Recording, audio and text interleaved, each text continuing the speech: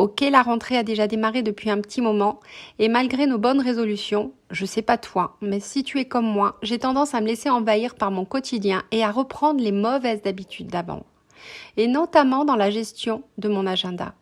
Lorsque je suis sortie de vacances, que j'étais complètement reposée, que j'avais l'énergie nécessaire pour tout redémarrer dans de bonnes conditions, je suis partie pleine de bonnes intentions en me disant que j'allais faire attention à la manière dont j'allais désormais gérer mon agenda pour éviter de me retrouver de nouveau avec un agenda surchargé. Un agenda qui plombe mon moral dès le début de la journée parce que j'ai le sentiment que cette journée va être un véritable marathon. Un agenda que je commence à fatiguer avec ces journées harassantes qui épuisent mon énergie, qui font que j'ai l'impression de ne pas donner le meilleur de moi-même à mon activité, à mes clients et surtout de passer à côté de l'essentiel, que j'ai l'impression de ne pas avoir assez de temps pour tout faire ou bien du temps simplement pour moi. Et c'est monnaie courante pour un entrepreneur de courir pour faire les choses, de vouloir toujours en faire plus et de se retrouver avec des agendas tellement pleins qu'on n'a même plus le temps de penser, de prendre le temps de réfléchir à soi, à ses projets, à prendre suffisamment de hauteur pour savoir si on s'engage dans la bonne direction. Si il t'arrive, d'avoir cette même impression, c'est probablement qu'à certains moments, tu te laisses dépasser par tes obligations, que tu gères mal tes priorités, et surtout que tu gères mal ton temps. Or, notre temps est notre ressource la plus précieuse. Nous avons un certain nombre de ressources dont il convient de prendre soin, ça on le sait tous, mais la plupart sont renouvelables, telles que l'énergie. Mais pas le temps. Lorsque le temps est passé, il est impossible de revenir en arrière. Et quoi que tu fasses dans une journée, elle ne durera que 24 heures. Et optimiser ton temps dans l'art du mieux vivre, ce n'est pas en faire plus et se tuer à la tâche, mais en faire mieux. Et heureusement pour nous, la gestion de notre temps est une compétence qui s'acquiert et qui peut se révéler incroyablement bénéfique pour nous, pour nos collaborateurs et pour notre entreprise. Donc savoir gérer son temps, c'est organiser ses priorités, ses urgences, pour ne pas se laisser submerger par des tâches inutiles, des actions qui n'ont pas d'impact sur nos objectifs initiaux, tout en préservant la qualité de notre travail, de notre savoir-faire et la quantité de nos dossiers à gérer, sans bien entendu s'oublier au passage. Nous avons tendance dans nos urgences à passer du temps à régler les imprévus, et notamment lorsque nous sommes confrontés à des difficultés de réapprovisionnement par exemple. Quand un fournisseur s'est engagé à te livrer à une date donnée et que tu es toi-même engagé auprès de ton client et que cette date ne pourra pas être respectée et que bien entendu, ça déplace totalement ton planning. Ça va t'obliger à le reprendre pour décaler un client, voire même plusieurs clients parfois, pour continuer à gérer ton activité sans que ça n'impacte tes relations commerciales avec chacun de tes clients. Et ces changements ont forcément un impact sur ton organisation, sur la gestion de ta journée, surtout si tu n'as pas prévu de temps tampon pour pouvoir le résorber. Auquel cas, c'est toute ton organisation qui en subit les conséquences. Et lorsque ton agenda est trop chargé, c'est difficile d'y caler tous ces imprévus. Mais c'est aussi savoir gérer son temps, c'est être capable d'accomplir les mêmes choses en moins de temps pour dégager du temps pour soi, pour faire des choses qui nous font vibrer, résonner dans notre intérieur profond et arriver à se libérer de sa charge mentale pour s'efforcer d'être toujours aligné avec ce qui fait sens pour nous dans un quotidien entrepreneurial. Peut-être as-tu déjà essayé de faire la même chose en moins de temps et que ça représente peut-être un véritable challenge pour toi. Parce que tu es dérangé tout le temps entre les coups de téléphone, les mails, les collaborateurs parfois qui ont besoin d'informations complémentaires pour pouvoir travailler sur leur dossier. Parce que tu es sur tous les fronts à la fois et quelque part c'est la réalité d'un chef d'entreprise, de s'assurer que tout soit géré en bonne et due forme. Parce que au-delà du travail que tu as aussi une vie à gérer et que plus tu as d'activités en dehors de ton travail, plus tu as de choses en tête. Et toutes ces informations supplémentaires qui font que ça crée de la charge mentale, ça va aussi créer une charge physique, surtout lorsqu'il s'agit de s'occuper de ses enfants, d'aller les chercher à l'école, de leur faire leurs devoirs, de les accompagner dans leur activité extrascolaire, et qui, bien entendu, te prennent du temps supplémentaire sur ta journée, qui ne fait toujours que 24 heures. Alors pour prendre de bonnes résolutions dès maintenant et surtout s'y tenir, je te propose de voir ensemble dans ce podcast 4 clés qui sont à mon sens essentielles pour éviter l'agenda surchargé de l'après-rentrée. Juste avant d'aborder ces 4 clés, je voudrais te parler de la méthode gruyère. C'est une méthode de gestion d'agenda dans laquelle on insère des trous, comme dans un gruyère. Aussi, bien sûr, il faut se méfier parce que dans un gruyère, plus il y a de gruyère, plus il y a de trous. Et bien sûr, plus il y a de trous, moins il y a de gruyère. Je plaisante. Enfin, pas tout à fait, parce que la méthode gruyère, c'est bien comme dans ce fromage.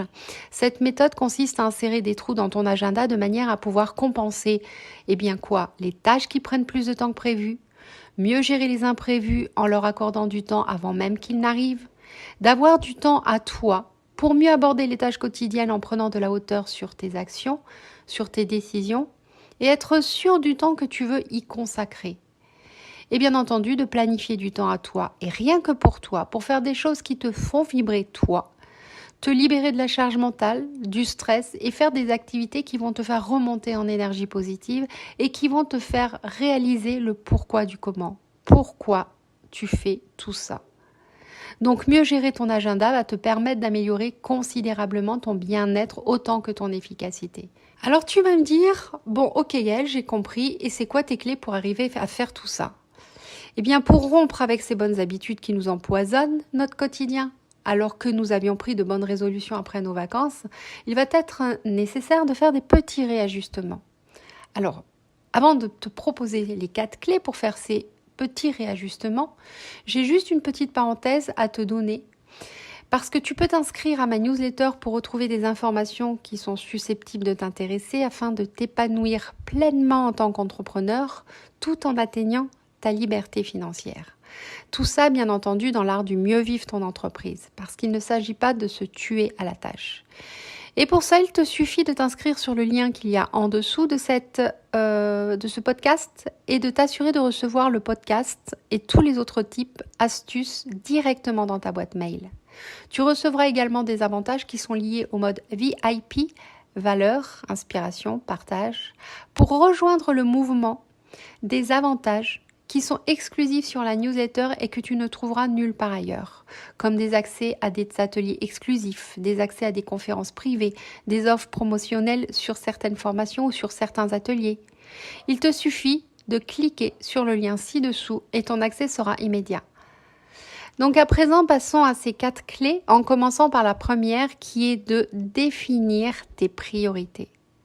Lorsqu'on manque de temps, c'est souvent que l'on manque de priorités. On a tendance à se disperser à travers tout ce qui nous arrive, que ce soit les informations, que ce soit les imprévus, que ce soit les urgences, et que tout mis bout à bout, on finit par plus savoir par quoi commencer. Alors ces tâches sont importantes, secondaires, inutiles, optionnelles, on se laisse envahir partout. Et tout devient finalement urgent, de sorte qu'on ne fait plus la différence entre les vraies et les fausses urgences. Parce qu'en fait, on a tellement pris la tête dans le guidon que l'on avance sans même se poser la question de savoir si c'est vraiment utile de le faire. Et malgré tout ce que l'on peut accomplir dans une journée, on a tendance à s'éloigner de ses priorités sans s'en rendre compte. On agit et c'est tout ce qui nous importe. Le soir arrive, on est fatigué, éreinté par cette journée que l'on a passée, mais en même temps, on est satisfait d'avoir rempli cette journée. Oui, mais rempli de quoi ? Et lorsqu'on se retourne, on se dit « mince, je n'ai pas eu le temps de préparer mon client de demain ». Du coup, ça devient une urgence pour le lendemain. « Mince, je n'ai pas eu le temps de remplir le dossier pour mon expert comptable ». Du coup, ça devient une urgence pour le surlendemain. Parce que quand on a la tête dans le guidon, on a souvent tendance à regarder ce qui n'est pas fait au lieu de se concentrer sur ce qui a vraiment été fait. Et dans ce qui a été fait, si on fait le calcul, on réalise qu'il y a peut-être 2 ou 3 petites choses qui auraient finalement pu attendre ou qui n'étaient pas si urgentes ou même carrément importantes que ça. Dont peut-être certaines auraient pu être purement et simplement supprimées parce que finalement elles ne serviront à rien dans nos objectifs. Et moi, c'est ce que je m'astreins à faire tous les matins avant même de commencer à travailler, c'est de refaire un rapide point sur toute ma journée en privilégiant 2 grosses priorités et pas plus. Si nécessaire, je décale certaines actions, certains rendez-vous pour me permettre de mener à bien ces 2 grosses priorités, en plus de ma routine quotidienne, bien entendu, pour m'assurer de donner le meilleur de moi-même en travaillant dans les meilleures conditions possibles. Parce que la qualité de mon travail va être bien meilleure, le rendement sera beaucoup plus efficace et ma confiance, l'estime de moi seront préservées. Et j'aurai vraiment l'impression d'être alignée avec ce qui est important pour moi, ce qui est important pour mes collaborateurs et mes partenaires, et surtout ce qui est important pour mes clients. Et tout ça, ça se répercute forcément sur les résultats de mon entreprise. La deuxième clé pour moi est d'apprendre à bien gérer ton énergie. Notre énergie n'est pas linéaire. Lorsque nous nous levons le matin, nous avons une quantité d'énergie que nous allons utiliser, que nous allons nous efforcer d'employer tout au long de la journée à travers toutes nos activités. Il est donc important d'identifier notre signature personnelle en matière d'énergie. Certains sont du matin, d'autres sont plutôt du soir. Et selon les moments de la journée, notre corps ne va pas réagir de la même façon sur un plan énergétique.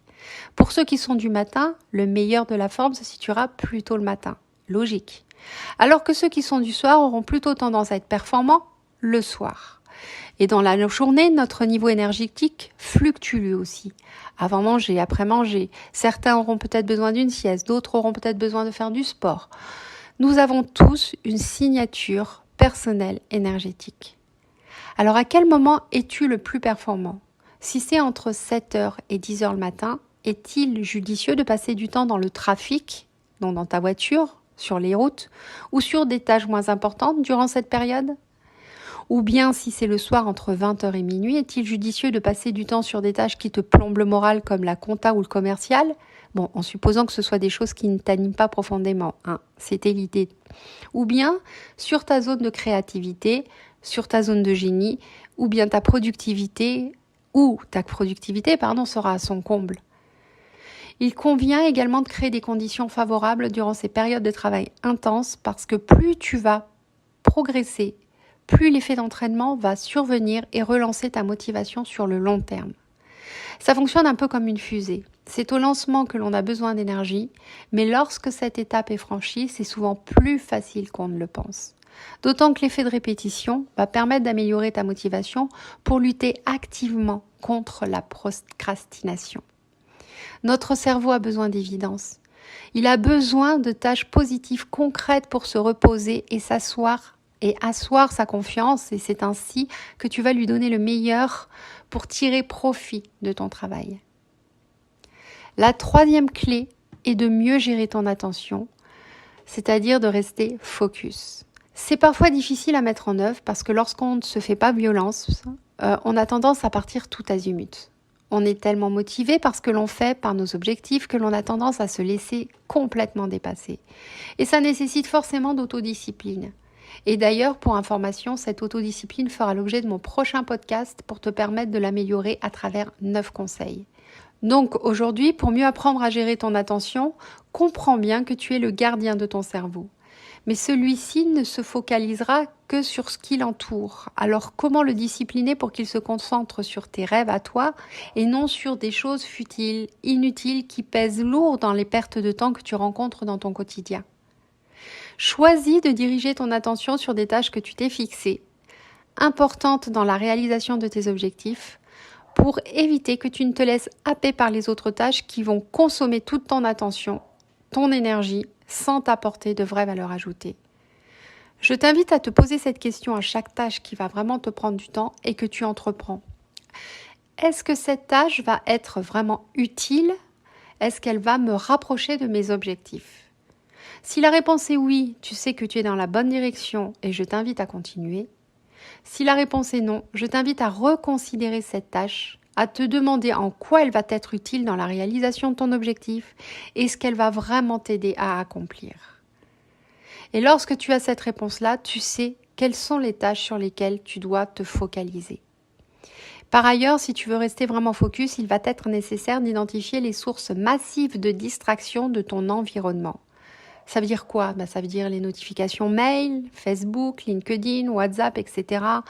Les journaux, la télévision, les gens qui t'appellent au téléphone, tes collaborateurs qui viennent inopinément t'interrompre dans ton travail.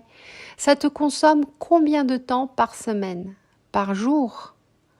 Prendre la réalité du temps passé sur ces notifications, sur ces changements intempestifs, va te permettre de trouver des solutions pour le limiter et arrêter d'être un grand consommateur chronophage et énergivore. D'ailleurs, sache que pour tout ce qui est notification des réseaux sociaux, il existe des applications qui te permettent de bloquer l'accès à certains sites web qui te volent littéralement ton temps ou qui te limitent dans l'organisation de ta journée. Un peu comme pour te protéger de toi-même. Certes, ça va t'obliger à être plus efficace quand tu iras consulter tes réseaux sociaux, si tu es un véritable consommateur, ou bien tu continueras à l'être sans t'y noyer. On se laisse facilement distraire et lorsqu'on en a conscience, on comprend qu'il vaut mieux libérer son temps sur des choses qui nous animent, qui nous font vibrer de l'intérieur, plutôt que sur des choses qui ne consomment que notre énergie et notre temps. La gestion consciente de l'attention est une qualité essentielle pour survivre au XXIe siècle. Et là, je t'invite à la 4e et dernière clé qui est de déléguer quand c'est nécessaire. Alors tu vas pouvoir me dire, mais moi j'ai pas de collaborateurs. Mais dans la réalité, on travaille rarement seul. Peut-être pas en direct, c'est-à-dire en embauchant des gens dans ton entreprise, mais avec des freelances, avec des sous-traitants, avec des entreprises extérieures qui complètent ton activité et qui représentent des partenaires avec qui tu travailles couramment. Et tout l'enjeu va venir de ces gens qui t'entourent, qui font partie de ton environnement et qui peuvent partiellement te désengager de certaines tâches pour que toi, tu puisses te recentrer sur les choses dans lesquelles tu as une vraie zone de génie, une vraie expertise ou expérience créative et qui va faire la renommée de ton activité, de ton entreprise. Tu peux réaliser tout ce que tu veux dans ta vie, dès lors que tu prends conscience que tu ne peux pas tout faire toi-même. On a tendance à penser que si on n'arrive pas à tout faire tout seul, on est incompétent, on est mauvais. C'est d'abord un état d'esprit à transformer. C'est un état d'esprit à acquérir pour comprendre que tout ce que l'on fait ne peut pas être fait pour soi. Et ceux qu'ils ont compris, performent. Ça nous demande parfois du temps pour identifier ce que l'on veut déléguer, trouver la bonne personne à qui le déléguer et expliquer ce que l'on attend d'elle, mais sur le long terme, c'est un bénéfice indiscutable. S'en passer, c'est comme rouler sur des essieux. C'est faisable, mais très peu fiable. C'est risqué et ça rend le chemin beaucoup plus difficile. Et parfois même plus court avant que la voiture ne se dégrade. Je suis sûre que tu as compris ce que je voulais te dire. Donc, à travers ces 4 clés qui me semblent indispensables pour éviter à ton agenda d'être surchargé après la rentrée, je souhaiterais conclure en te disant simplement de trouver les stratégies qui te conviennent le mieux, de les revisiter et de les adapter à tes nuances, à tes couleurs, et de les mettre bien entendu à jour régulièrement. Parce que ce qui est vrai aujourd'hui ne le sera peut-être plus dans 6 mois. Toutes les choses évoluent et ton fonctionnement aussi va évoluer. Alors prends du plaisir à vivre cette aventure entrepreneuriale dont c'est toi qui tires les ficelles. Et si quelque chose ne fonctionne pas, essaye quelque chose de nouveau. Essaye quelque chose d'autre. Prends suffisamment de hauteur pour que ça ne t'impacte pas personnellement afin d'organiser un agenda à la méthode Gruyère et de repenser la façon dont tu vas l'organiser pour avoir du temps à toi dans chaque trou que tu vas mettre en place. Ce qui est important finalement dans tout ça, c'est de prendre conscience du temps. C'est à ce moment-là que tu redeviendras libre. Alors je t'invite à commencer par la clé qui te parle le plus et de me faire un retour sur ce que tu aimerais que je délivre dans mes prochains podcasts. Prends soin de toi. Ciao, ciao!